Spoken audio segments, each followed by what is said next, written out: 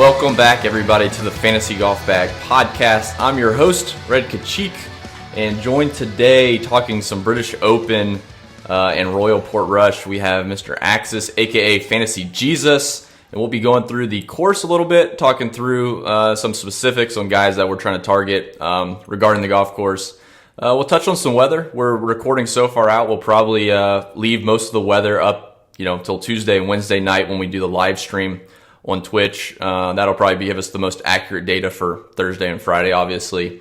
But yeah, we're pretty excited to roll out some of these new tools, get the British Open coming. It's the final major. Awesome golf course we haven't seen in 70 years, something like that. So I'll go ahead and bring in Axis. How's everything going for you? You excited for this, Royal Portrush British Open? Yeah, the British Open's right up there with the Masters for me. Just the whole experience of it, the links golf. You're getting to see a lot of your favorite golfers play links golf for the only time a year. It starts at 2 a.m. in the Eastern time zone. So for weird hour people like me, it's outstanding.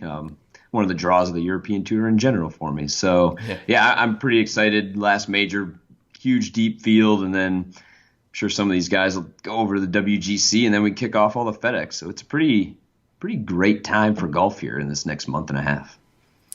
Yeah, the season's really come and gone pretty quick. With the schedule changes, I think you lose track of some of the setups leading into some of these, especially with the majors, like with the PGA. That's really bizarre. There's no major in August.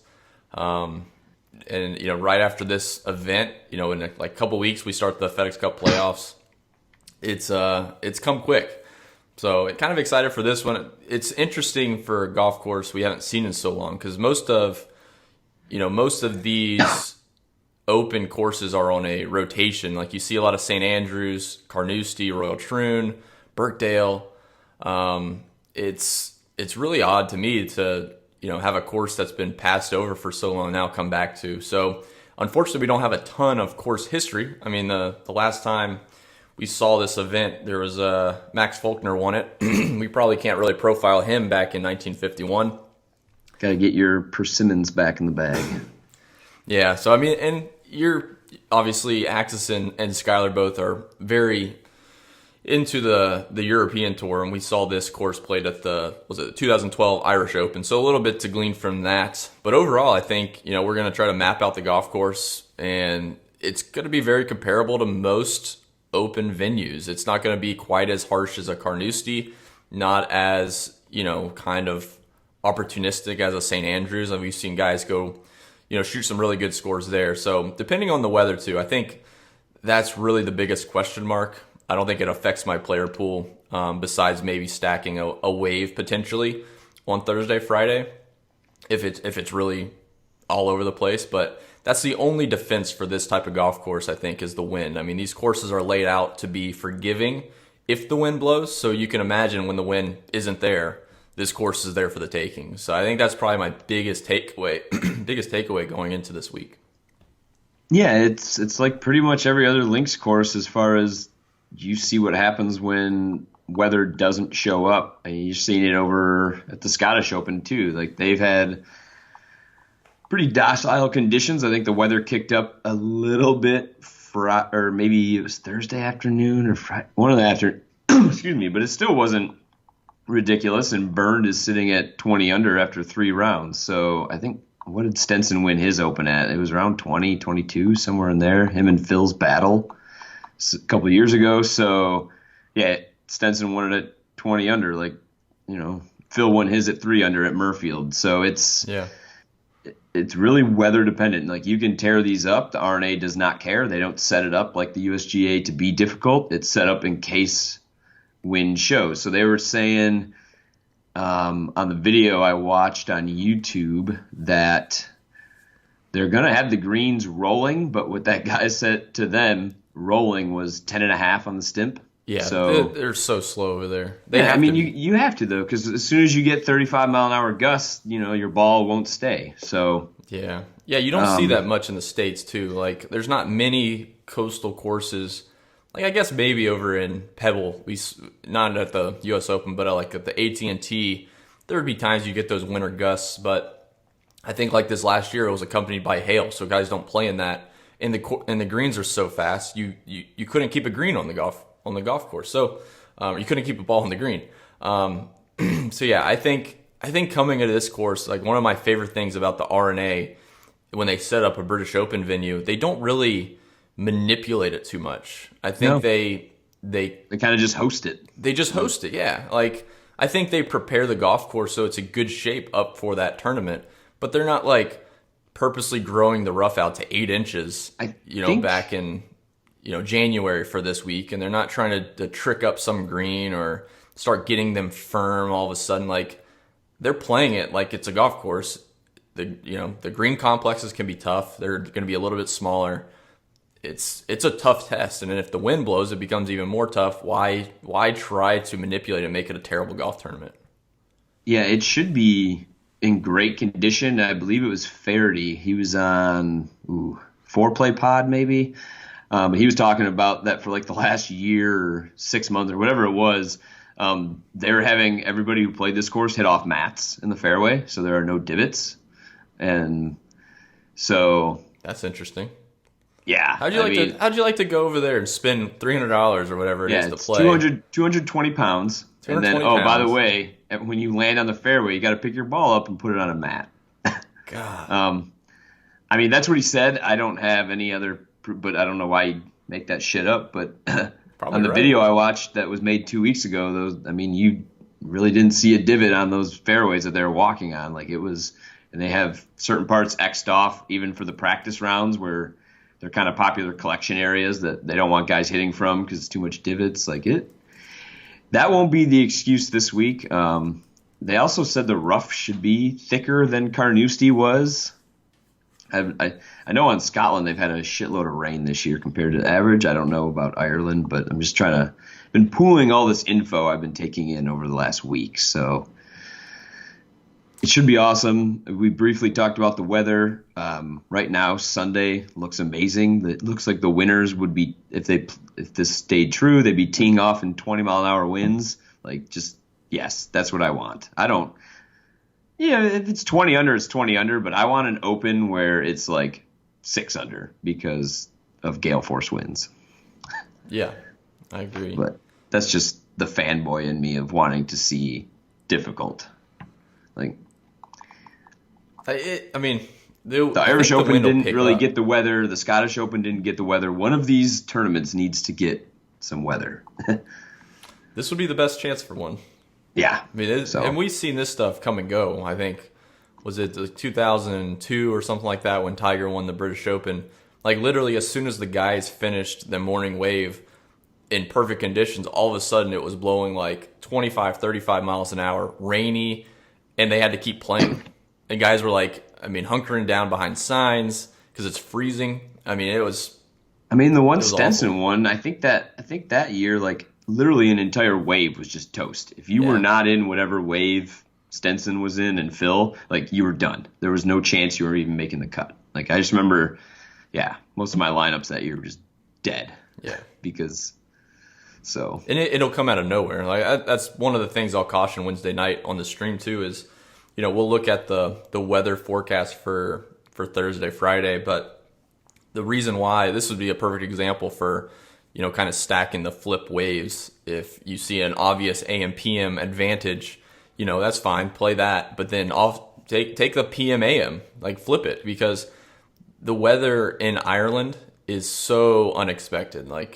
They'll predict stuff because of air patterns or whatever, and then all of a sudden they'll have nothing, and then they'll have a storm come through. It's being played on a beach, basically, of the North Atlantic Ocean. It's volatile weather, which is awesome. I can't wait. Like I said, I'm ready. So even if this forecast doesn't stay exactly true, it looks like there will be wind from Thursday to Sunday at some point. When it shows up, don't know, but there's enough on the forecast to see that it probably will appear at some point. So be prepared for the tilt. I'm ready. We just got to be prepared for all the Twitter tilt on Thursday. At least it'll be in the morning early. And I was going to say, at least, hopefully a lot of people won't be doing it because they'll be sleeping like peasants. They won't wake up and watch it. Yep. All right, so we'll get through a couple of really quick giveaway notes real quick. Obviously, we have a stockpile of shirts, a stockpile of, well, we don't have a stockpile of golf clubs, but we have a few golf clubs, golf equipment things to give away this week. And the first one we're going to announce on this podcast, not the winner, but the giveaway. The rest will be initiated on Monday, Tuesday, and then finally Wednesday night on the live stream. We'll probably have a couple extra giveaways as we do showdowns each week or each day this week. So let me go and hit that, and then we'll jump right into the golf course and the player pool, give our first thoughts here this week. So if you go out to the Fantasy Golf Bag Twitter account, and that is at Fantasy Golf Bag, I went ahead and posted a Twitter poll, kind of a Twitter poll. Which player over 8K on DraftKings will miss the cut at the Open? All we need you to do is obviously follow us at Fantasy Golf Bag. Hopefully, if you haven't already, go ahead and do that. And then just leave a comment. Who do you think over 8K is going to miss the cut? Leave the hashtag BaggerNation. And what you'll be winning is a Super Stroke grip. You have an option of a 3.0 or a 2.0 Super Stroke grip. You're going to get one of our brand new American flag t-shirts, Fantasy Golf Bag American flag t-shirts, and a sleeve of golf balls, and that'll be shipped out this week. So definitely check that out. Enter that contest, and that winner will be announced. Probably do that probably Tuesday, maybe Wednesday on the live stream. Give people a couple of days to get that in. And of course, we'll be doing giveaways for the golf clubs as well. So we got a TaylorMade Ping, not a TaylorMade Ping, TaylorMade High Toe wedge, which is pretty sick. It's the one that Rory plays, DJ plays. We got another TaylorMade bag, stand bag to give away, so that's pretty cool. And a couple other swag bags that include shirts, etc. So definitely jump in on that. And of course, the Listener League, the link will be posted in the description of this video. If you are listening on YouTube, you'll probably have to go out to iTunes or Google, Spotify, and look in the description. We've had issues, the whole industry's had issues with YouTube over the past month with DraftKings links because it's now connected to casinos because it has an online casino now. So go find that link. You can enter our Listener League, and I think that'll about do it. Am I missing anything, Axis? I do not believe so. Sweet. All right. Let's go ahead and talk about this golf course briefly. Again, we don't have a ton of data based on like prior events. I think the last time we've seen this course host an event was the 2012 Irish Open. Jamie Donaldson won that at 18 under. So again, you can kind of see the opportunities at this golf course when the wind's really not blowing. And I'm not actually sure what the weather was like then, but when I see 18 under, I have to assume it was mostly mild. Mostly mild. But this is a par 72. It's 7,300 yards. It's a very balanced test. Like, I think most of the par 5s are, depending on the wind, are probably reachable in 2, some of them. A couple of them, if the wind is stale, they're going to be a bit of a stretch for guys. And most of these greens are going to be smaller, protected. So I'm not really too concerned with the par 5s. But if you look through the par 4s, I mean, most are going to be the low 400s. We'll see, 400 up to 450. Like, there's really nothing crazy long about this golf course. It all really just depends on the wind. So what we know from the golf course, it's going to be played on bent grass, fescue, meadow grass greens. It's like a mixture. The fescue on the side of the fairway should be up a little bit. I mean, guys know not to hit it in that. So I think driving accuracy to a degree is important. I kind of incorporate that into off the tee of late, probably the last couple months. Guys that are hitting it well, getting in the fairway, they'll gain a little bit more off the tee. But I think weighing in driving accuracy a bit is not a bad idea this week. And of course, looking at strokes gained approach, green regulation, stuff like that is always worth it. Probably my one question, and I'll kind of kick it to you, Axis, if you have any thoughts on what you're eyeing for this golf course. But like, are you weighing birdies are better or bogey avoidance at all? Like, my initial runs in the stat model, I use bogey avoidance and birdies are better. It's kind of goes hand in hand with strokes gained field differential that we have, but I kind of want to lean on one or the other. I don't really love just using bogey avoidance or just using birdie or better. I like using them together. But any thoughts on the golf course or kind of in general the stats that you're looking at, maybe particularly birdie or better bogey avoidance. As far as the course goes, I guess the only thing I can suggest, just because it's a new course and I don't really have much to pull from, is just YouTube. There's plenty of YouTube videos of people playing it, people talking about it, and talking with the greenskeepers of the course. Because I watched one and they mentioned that there's a par 4 or 2 maybe. There's at least one that's potentially drivable depending on if there is or is not wind. It's downhill, get a nice roll. Very risk reward, but that is out there as well. So I think that what I would suggest is just do some Googling. There's a lot of people out there. It is a major, so there are a lot of people talking about the course. So you can pretty much find anything you want if you're someone who likes to incorporate a bunch of that into your research. As far as statistics go, I've been having a hard time deciding. So for the links, I don't know, like the bogey avoidance or the birdie, like the scoring here is just so weather dependent. Like if you don't think there's going to be weather, sure, look at guys who fire at pins. I think there's going to be weather. I mean, all bets are off, and maybe just a strong tee to green game. I think 3-putt avoidance could be one because of how links courses are set up. A lot of bump and run. The greens are normally bigger, so I don't know the exact square footage of these particular greens, but 3-putt avoidance, or I honestly have never looked. I assume there's somewhere you can find lag putting maybe, or I don't know. I guess that would kind of be 3-putt avoidance, but these greens will be a little bit smaller relative to other open venues. Like I think you look at like a St. Andrews, and I mean there's some huge greens. I think this course is going to be a little bit smaller. I think 3-putt avoidance is probably still valuable because what happens is guys will miss the greens. They don't chip generally around these greens. Like they're either going to be like a turtleback where you're 2-3 feet below the edge of the green, and chipping to those is not ideal. So you're probably going to putt it. Also, when the wind blows, chipping becomes a little bit more variable because if you're chipping into the wind, the spin can increase. You can kind of misjudge how it's going to react when it hits the green, stuff like that. But I think 3-putt avoidance is probably something to eyeball. Certainly weigh a little bit as maybe a tiebreaker, or potentially just something to weed out guys or bump them down a little bit who are poor 3-putt avoidance guys. My biggest weight, honestly, maybe not my biggest weight, but one of my biggest top 3 is just looking at strokes gained field differential. Because of the way this field is so strong, I really want to give a nudge to the guys that show up in these type of strength fields and play well, year after year, whether it's in majors or in a regular PGA Tour event. Like giving a nod to the strokes gained field differential, I think is big in this strong field like a major.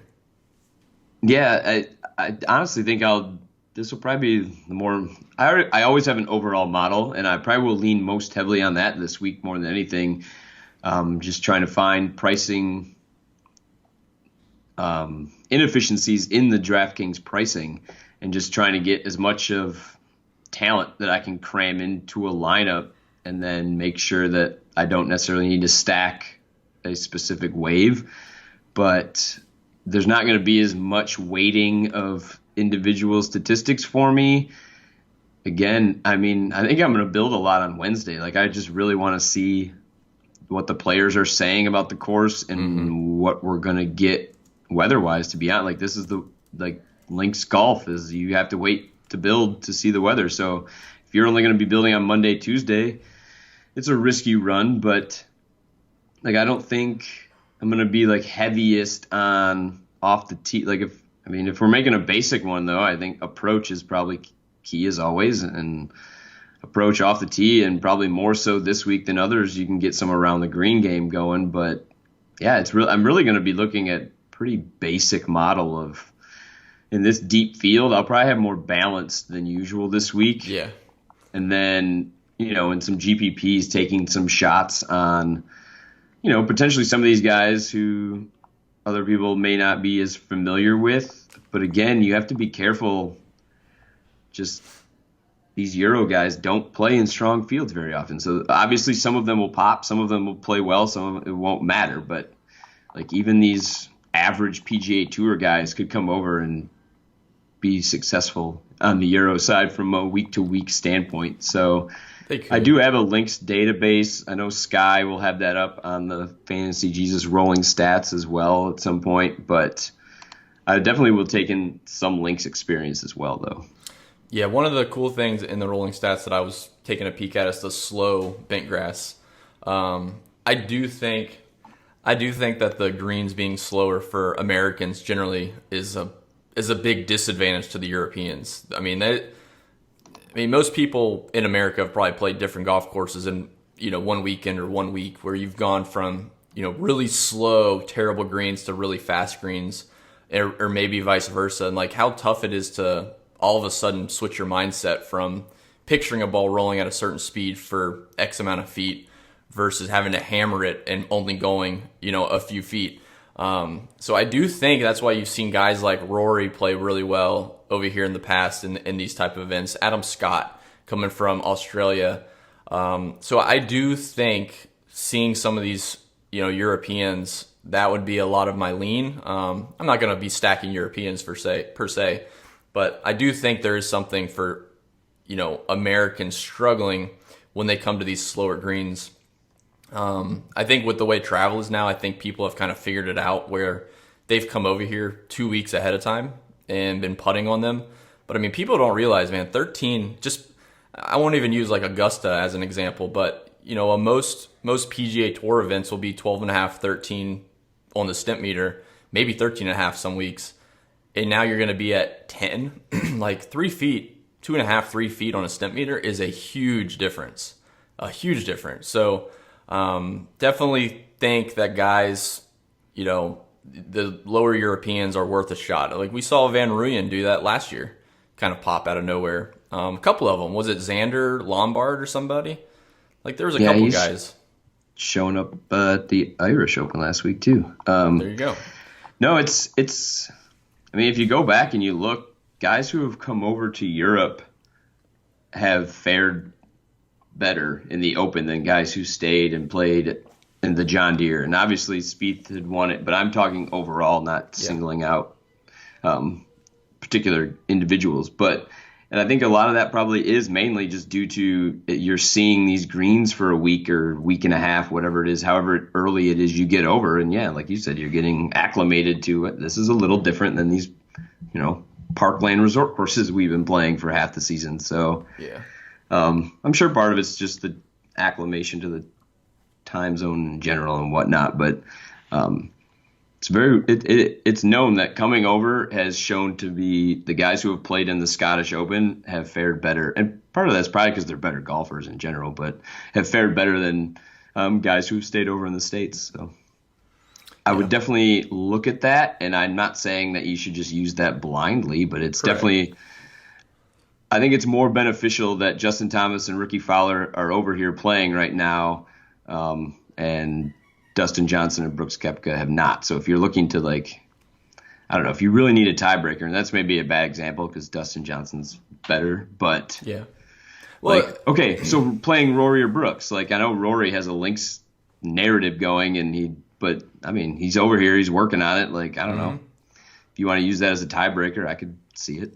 Yeah, I just think there's thoughts in the general DFS golf community. Like you look at a golf course and you try to break it down every single week, and I think that's good because guys are playing, the greens, the speed of the greens and stuff like that is the same. But going over to those style golf course, that's why I brought up this last year when people were comparing Trinity Forest to a links style course. Dude, it's American links. If you guys want to call it American links, is not the same as links golf. It's really not. So these guys going over there, it's a huge difference. It's not just oh yeah, we're going to drive over there or fly over there and, tee it up and it's just golf again. No, there's a lot of differences. Judging how far a golf ball is going to release into the greens versus in America, guys are spinning it back.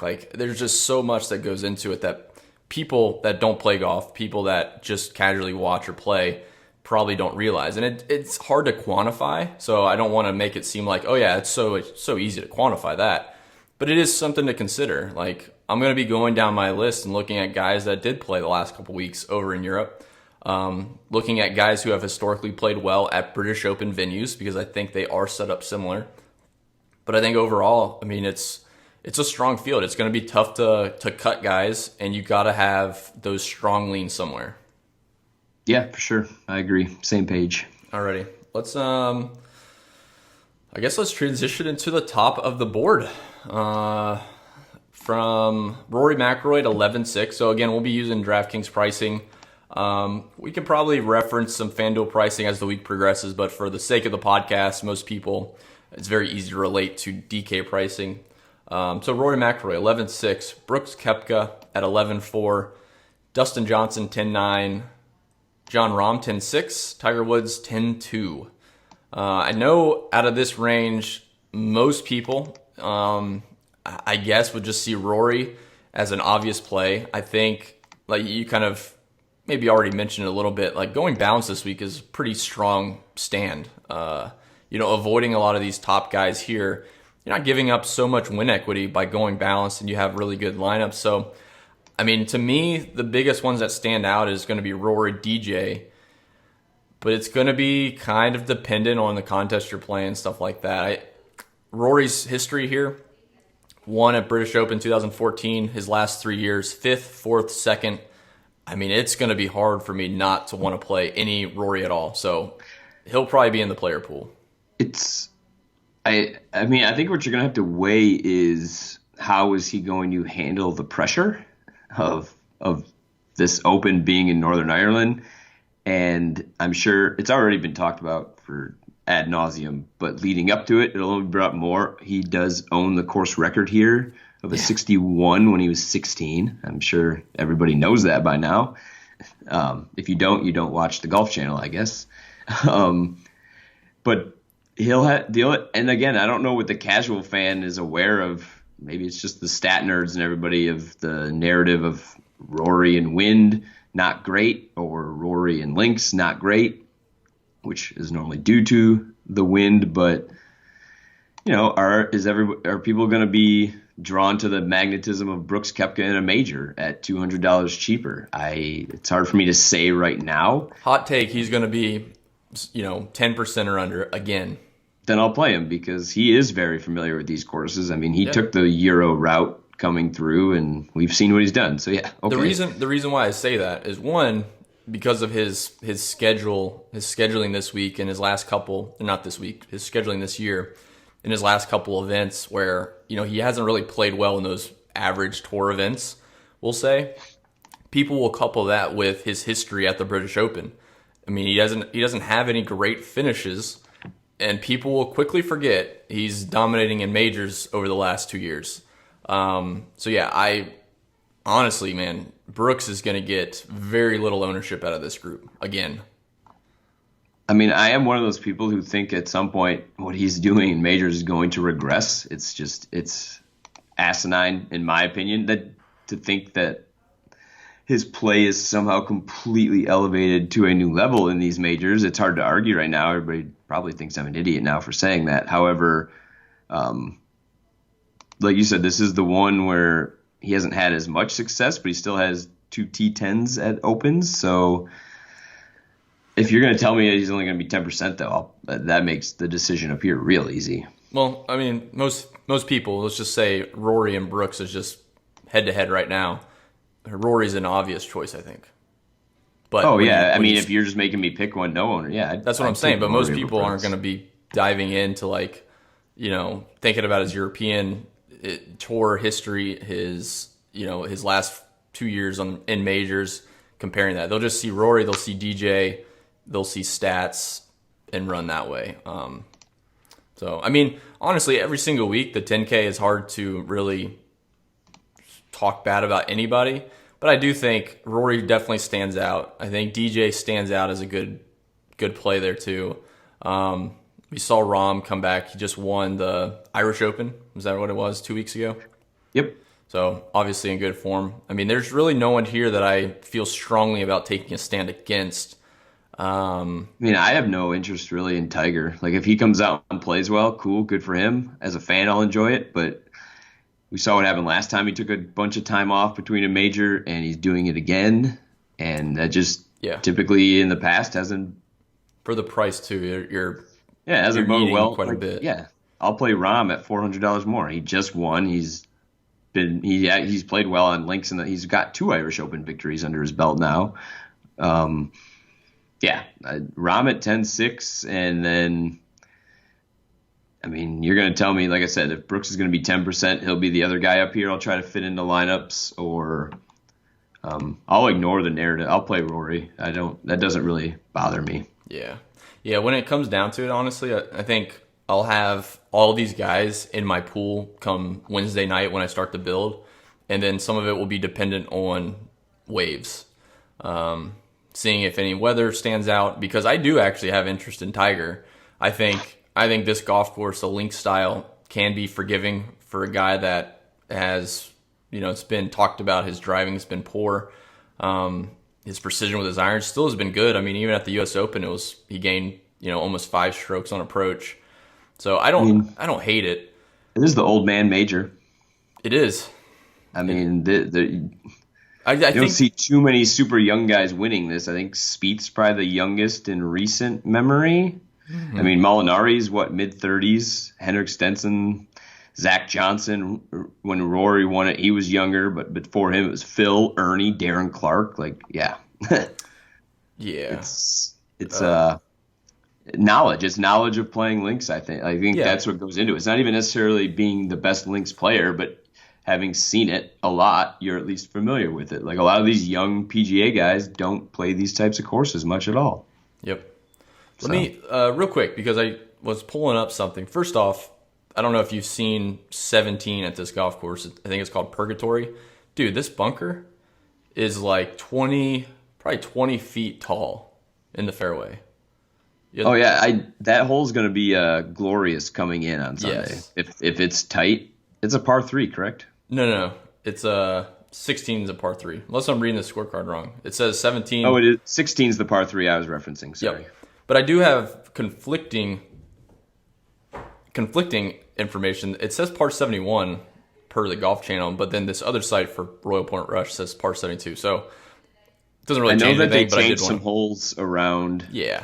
Since the last time it was played at the Irish Open, so I don't know. Yeah. I haven't found an official scorecard. Not a big deal. I just wanted to bring it up because it doesn't change anything for me. But 72, 71. I don't want people to think, we looked at the wrong golf course.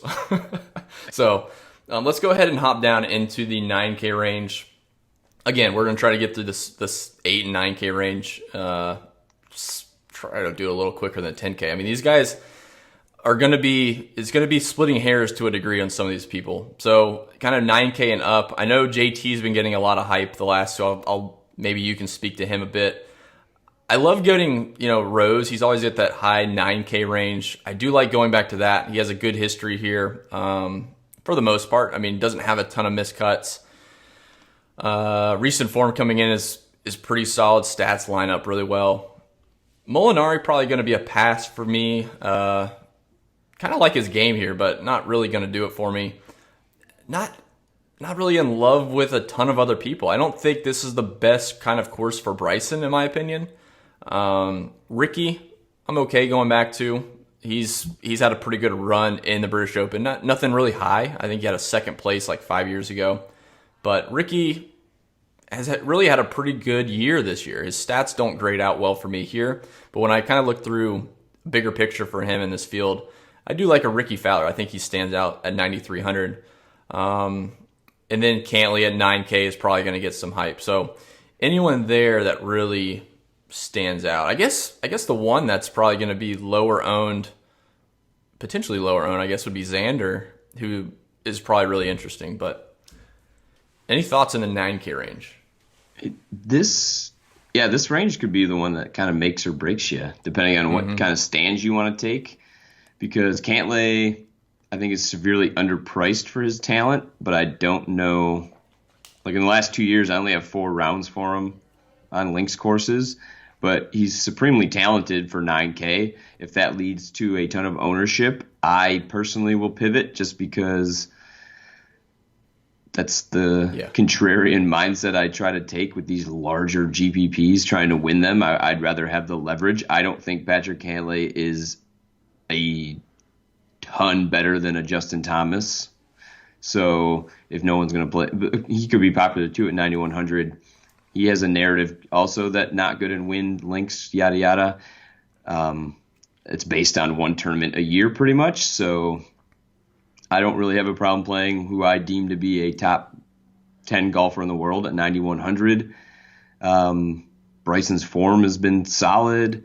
Ricky's over here. He has a links pedigree background. He looked not great, though, if you watched some of the Scottish Open. He really struggled the first 9 holes anyway. Yeah. Molinari, defending champ. Xander, I have 8 rounds of links golf, and he's played supremely well in all 8 of those rounds. Those are both opens.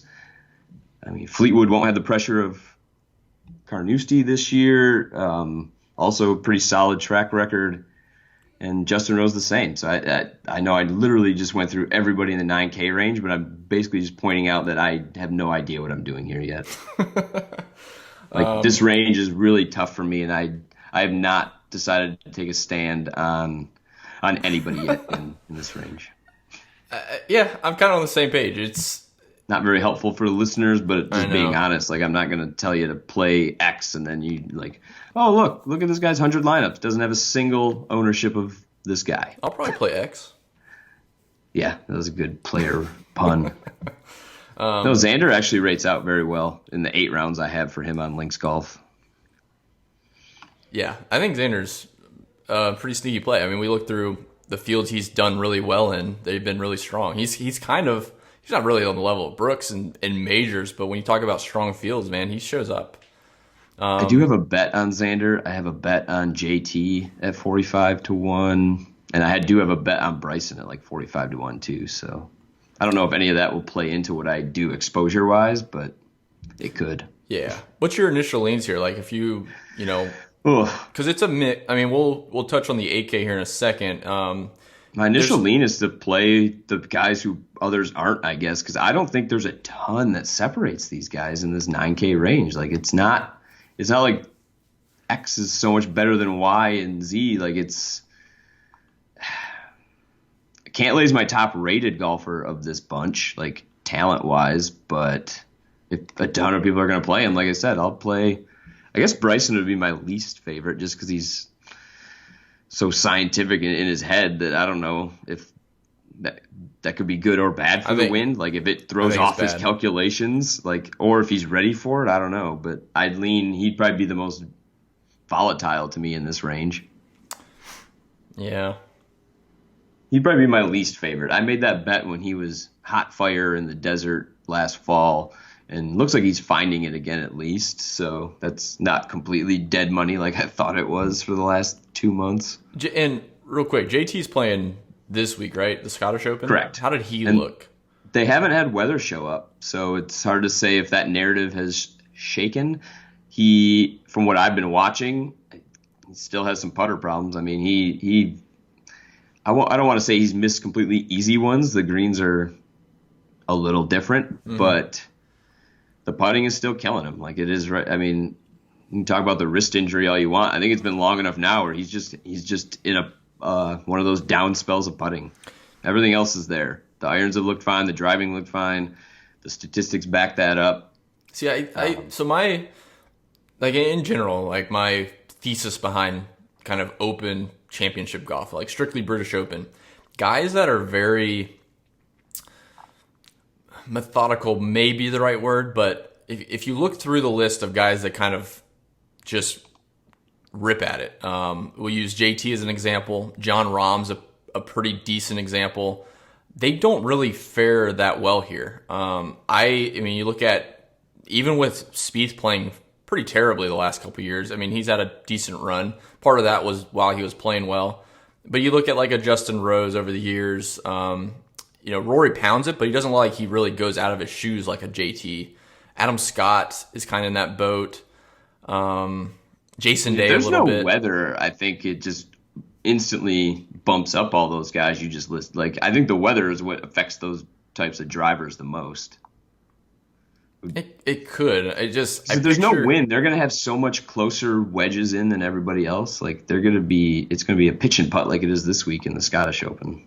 Yeah, but I mean, like, and picture JT's one of the best maybe the best wedge player in the world.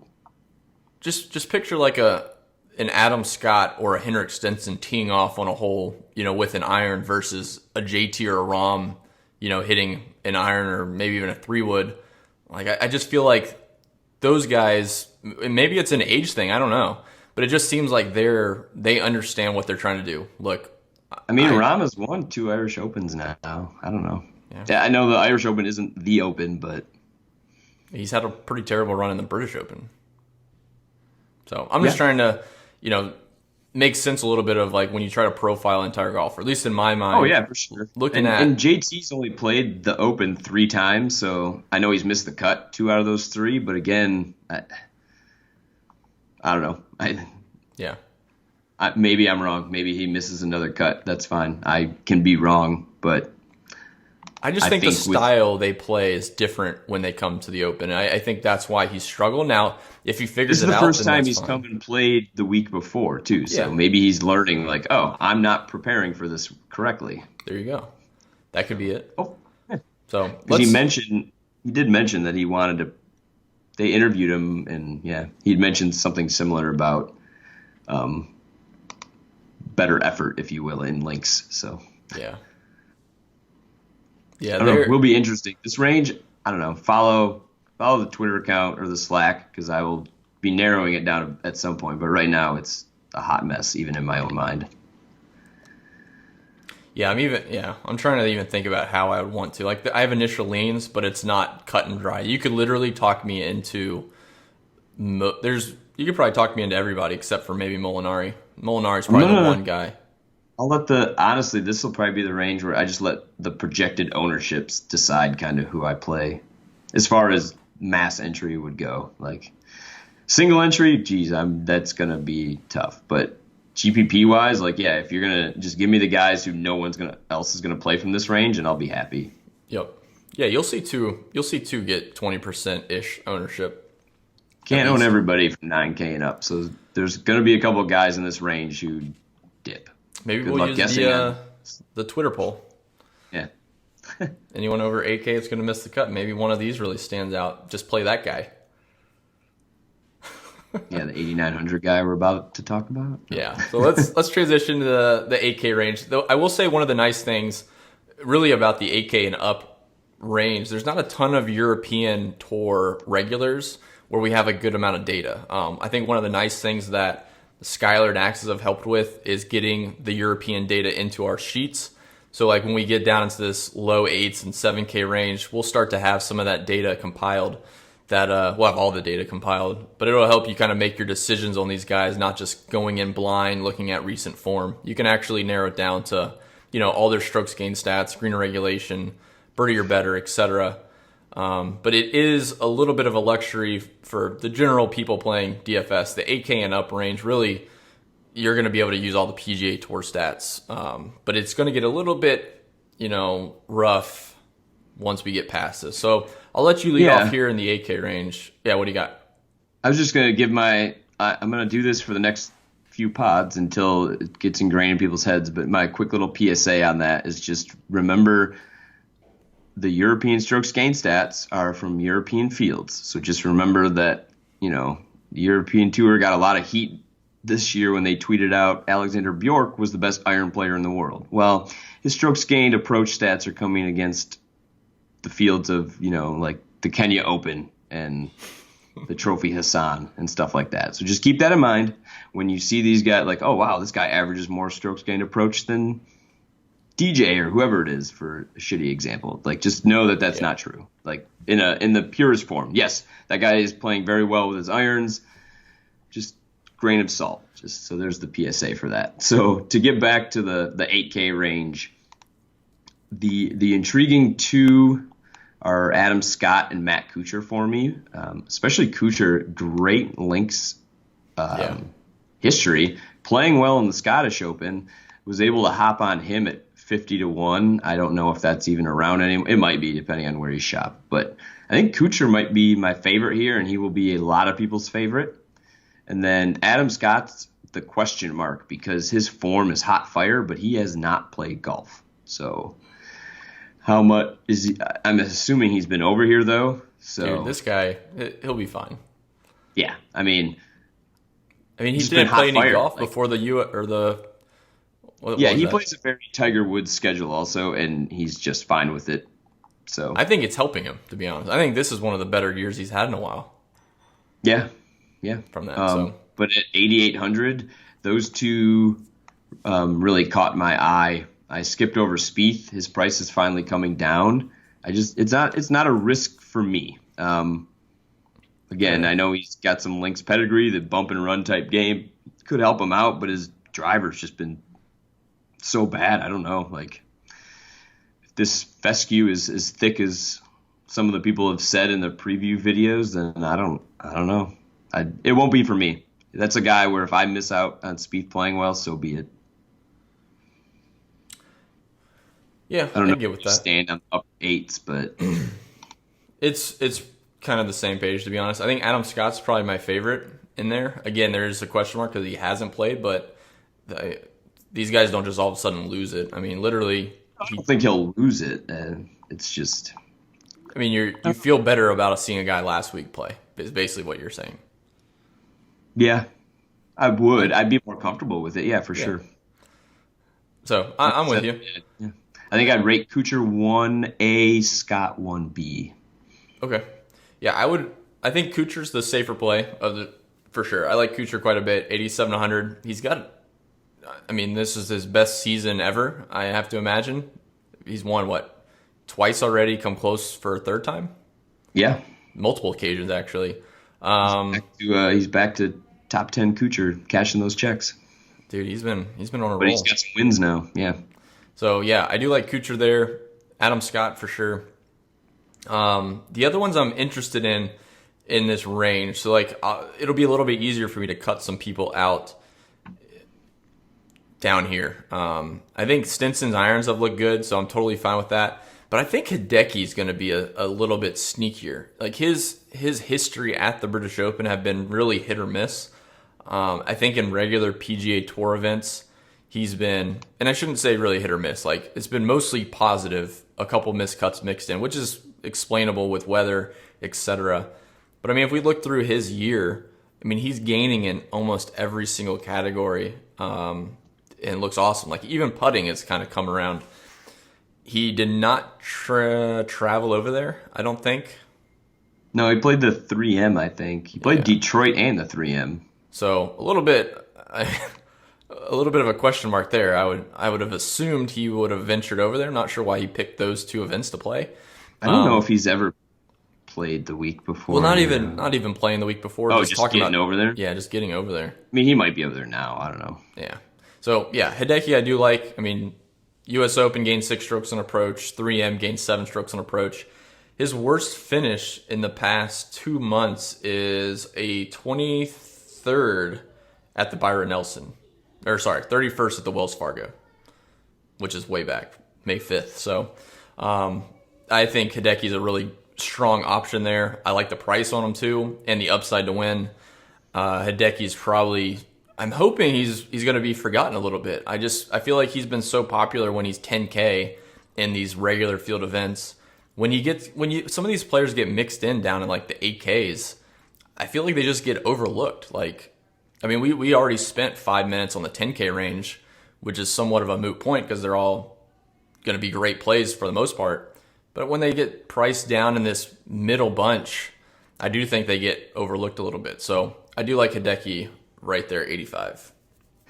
Yeah, I'm probably going to shoot myself in the foot a few times this tournament because Henrik Stenson's another guy who's just on fire right now and rates out maybe the best to baseline for links golf. But at 8,400, like everybody else is going to know that too. So I have a feeling he will be a magnet for ownership. And then, yeah, Hideki's only missed 4 career cuts in majors. I think he's 24 for 28. Wow. 2 of those have been in the last 3 years at the Open, but I'm not going to let that stop me with JT, so I wouldn't let that stop me with Hideki.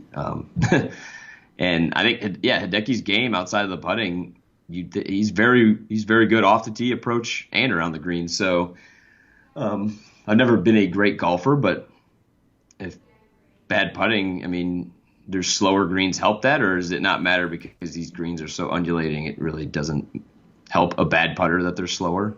I don't know, but I mean, it definitely slower greens would help a bad putter. So because I think I like Hideki a lot as well at that price, and I skipped over Day, but can't play them all. Day's been kind of up or down this year, and I haven't really been playing much of him, and he hasn't really burned me yet. So it'll probably be another pass this week. That's fair. All right, let's hit the 7K range. This is where we can start to kind of use some of these European stats, and again, use it with I wouldn't say a grain of salt, but definitely, if you see some guy that looks like he's, should be 12K in this field, it's because he should be 12K in a European Tour field. Well, the quick example would be the strokes gain differential. Like Michael Lorenzo Vera is fourth in this field over the last 10 weeks in strokes gain differential, and that's just not true. So, yep. You need to shave some of those strokes. Alrighty. So I assume when we hop down the 7K range, we'll try to get through this bunch somewhat quick. I think it's a little easier to navigate. I assume Sergio is going to be pretty popular right up there with Graham McDowell and Shane Lowry, a little Irish narrative. Any strong leans in this high? It's really not a ton in the high 7. So I guess 7K range. Give it to me. I think Webb Simpson's very underpriced, but that's just pure overall talent. So I will He's been playing good too. Yeah, I will be playing some Webb Simpson. It's at that price, like, make the cut for me. Like, I don't even need you to necessarily contend, but he could. I mean, especially, I don't know, he's one of those guys where it doesn't really have the length necessarily, but if you can get some weather going, I like made Webb. The cut 6 to 7 years. I definitely like. I think he's T20'd 6 of his last 7 majors too. He's actually got a good putting stroke for British Open greens. Like, kind of the same breadth as like a Brandt Snedeker. Like, these are the type of greens that he would probably like excel at. I think that's why we've seen some decent finishes from him. Nothing crazy, but yeah. I just think that one's just a price play for me. And then Rafa Cabrera Bello has been hot fire in the Irish Open and been playing well over in Scotland as well. So, like you said, I don't know. Are people going to be tired of playing Sergio in majors still? Is Lowry and Graham going to get that Irish bump in the ownership? I do like Shane Lowry. He's been playing very well too.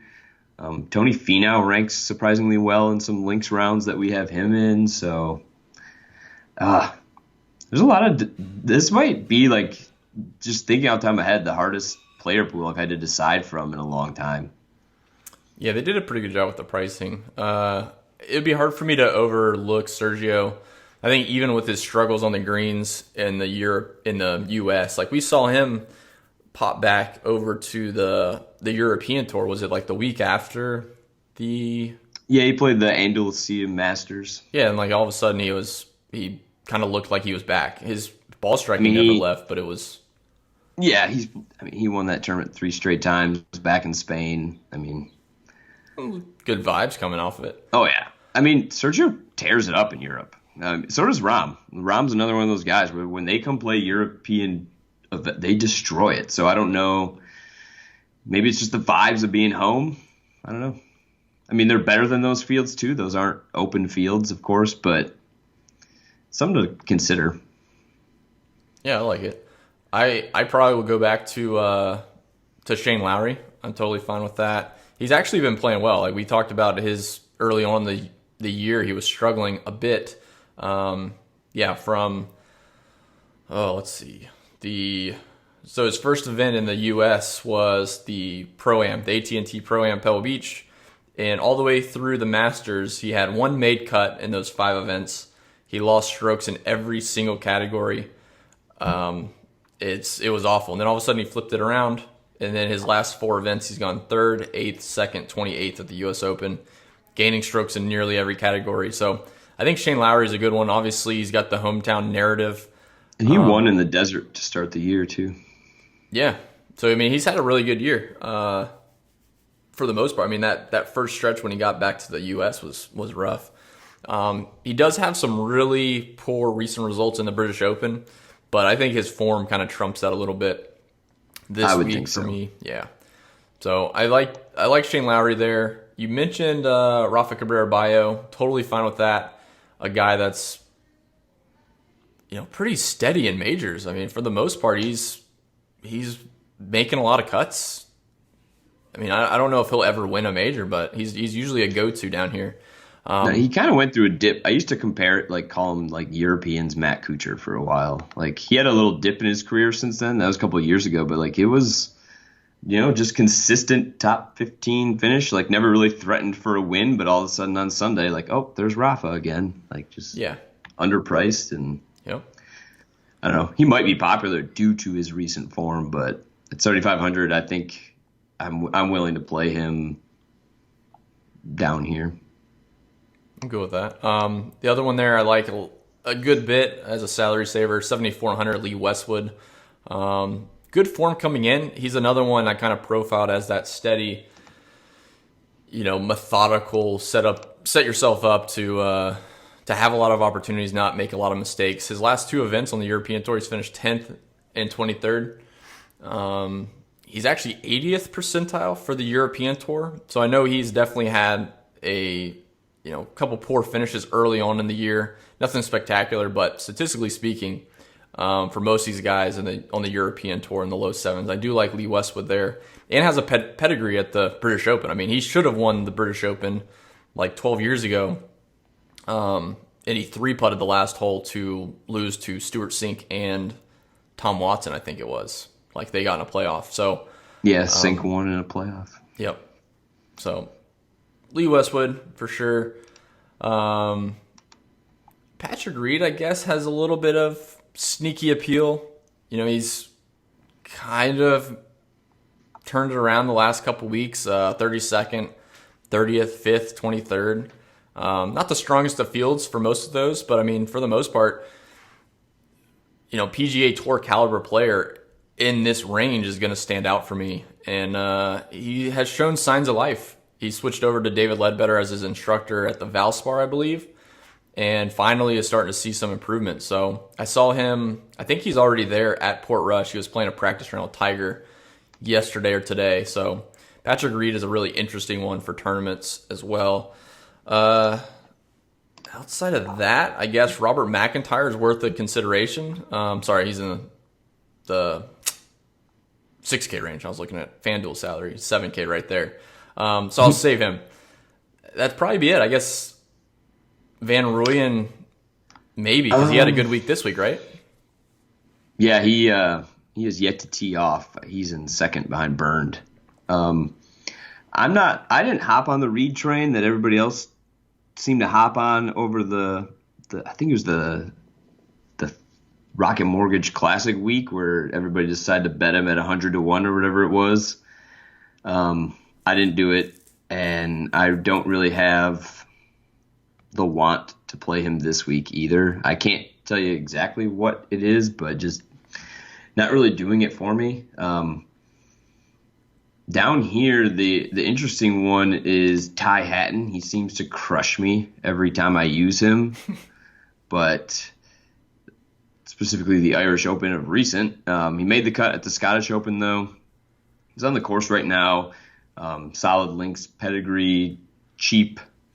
But the guy, he's a head case. He's so fun to watch, though. I love him. I love everything about it. It's just, it can be tilting to have him on your team. But I think at 7,400, I'd rather play Hatton than Reed, specifically at the Open. Yeah. So the interesting one is then Abraham Answer at 7,200. So I played him in the Irish Open, and he played well. And I mainly did that because I just thought he was way underpriced in that field of golfers. I don't necessarily think he's super underpriced here, but I don't think anyone will play him. And he fared well. Mm-hmm. He said he was staying in Ireland to play other links courses that matched Portrush better than the Renaissance Club that they're playing in Scotland. So I think Answer is somebody who intrigues me as a very low owned guy down here for if you're looking to save some salary in GPPs. Like, I'm not saying you have to go crazy and play 15 or even 20% answer, but I think Abraham's worth throwing in some lineups if you're making a bunch. Yeah, I played him. Was it last week, the Irish Open? I think I played him there. He was making a strong push.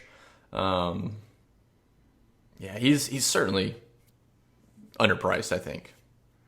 I mean, we've seen him touch the lead in some events. He surely was at the Irish Open. I mean, this week he's definitely more in line with where he should be, but he's been playing well in the PGA Tour also. So, yeah, considering the strength of the field, you're probably right.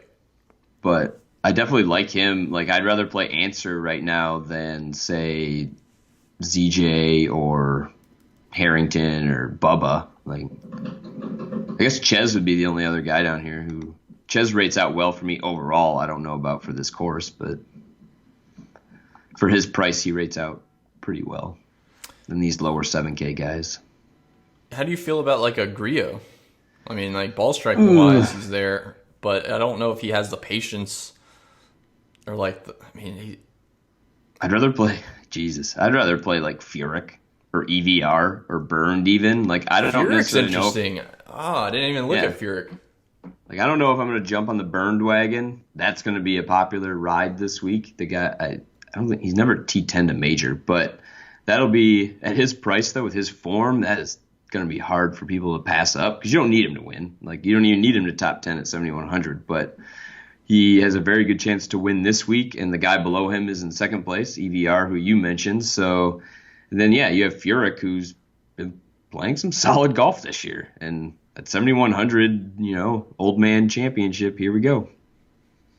I don't know. Yeah, I'd rather play him than Griot. I got some interest in Furyk. I skipped over him. What does he even... What the heck? It's easy to do. I mean, he actually doesn't grade out bad. I think I don't know how I missed him. So he's 83rd percentile in my overall PGA Tour model.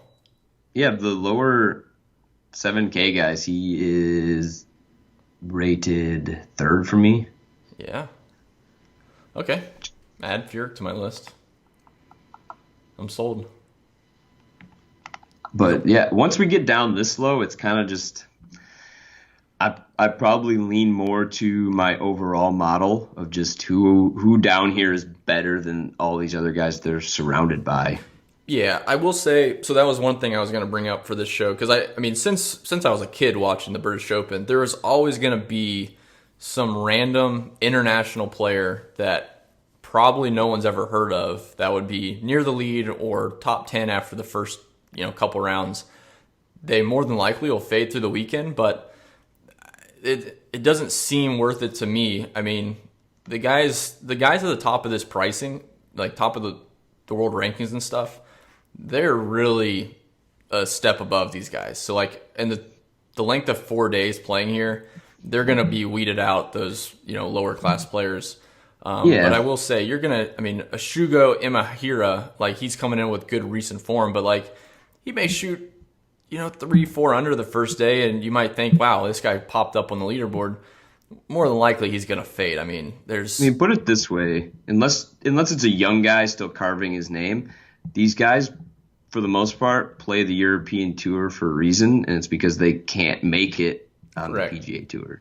It's some of them could probably make a better run at it if they wanted to. Maybe they just enjoy living closer to home, but for a majority of them, they wouldn't be turning down the chance to make millions and millions of more dollars. They just can't. So just remember that, like you said, sure, they all pop. Like, it's 1 week of golf. Any of them can pop up. Like, you brought up Robert McIntyre, who we ride pretty heavily on a week-to-week basis on the European side because of his ball striking. But he's one who's younger, so it's hard to say if he's stuck on he's on the European Tour because he's young and that's how he's coming up. Like, yeah.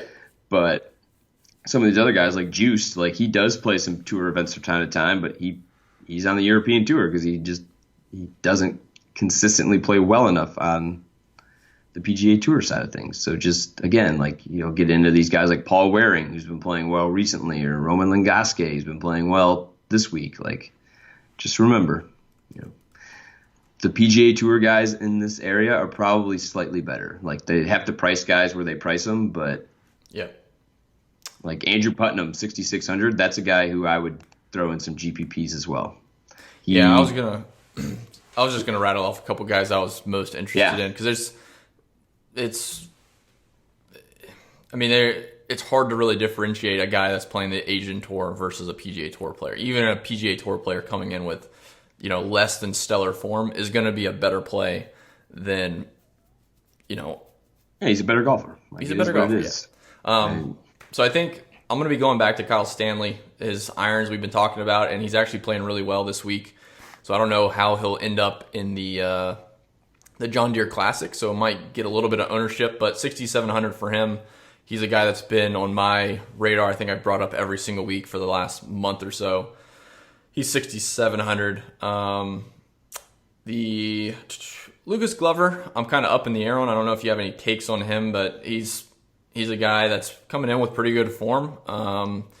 But he hasn't played the British Open in like 8 years. So kind of a little bit cautious there, I guess, of just a guy that hasn't played the British Open. But I guess you would probably take the form from this year a little bit over that.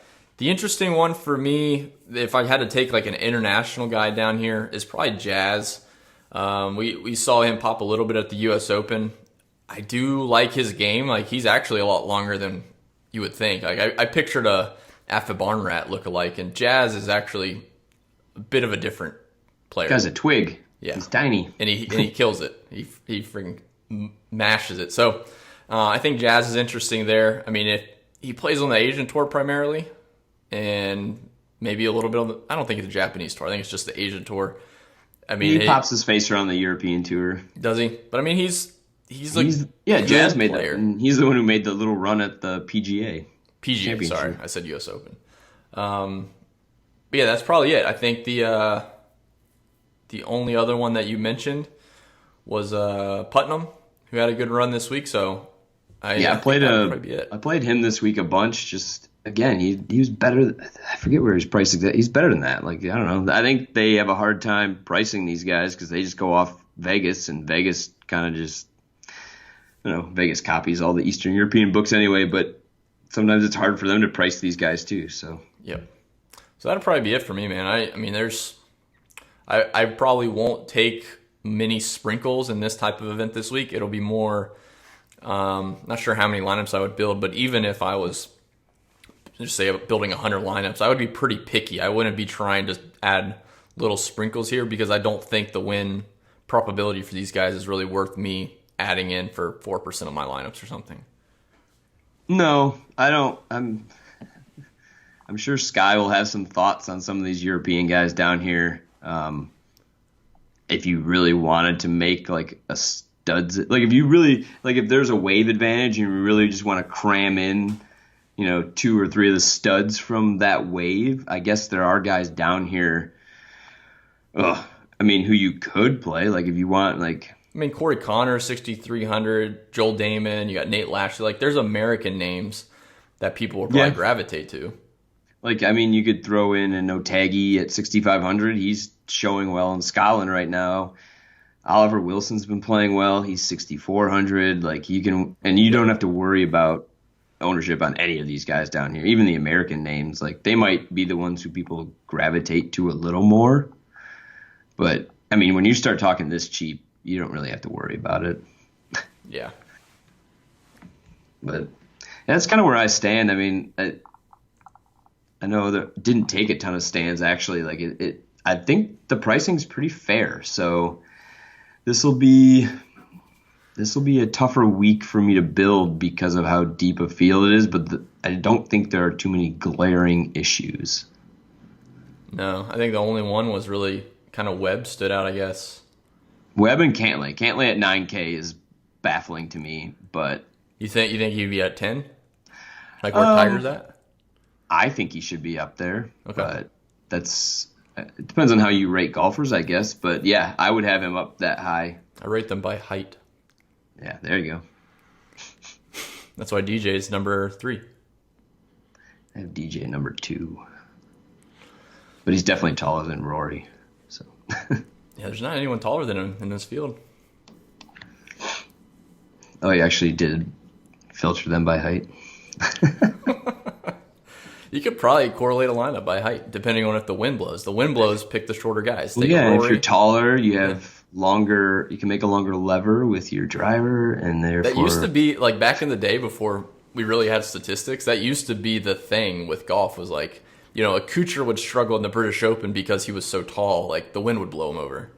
Like, Jesus. come on, guys. That was the thought. I mean, the Golf Channel would talk about this. I'm sure. Yeah.